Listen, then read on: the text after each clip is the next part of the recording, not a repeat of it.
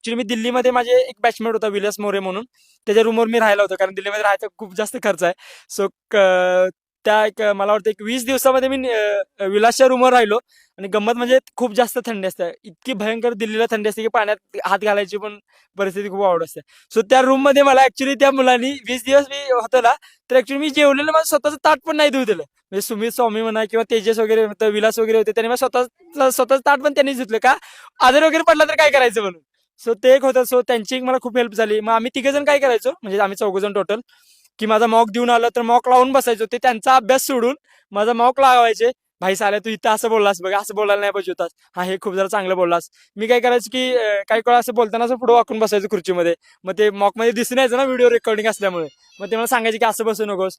मी बोलताना सारखं sir sir sir म्हणायचो. सो ते मला सांगायचे सारखं सारखं सर म्हणू नकोस, ते कसलं ते घाण दिसतंय बघायला.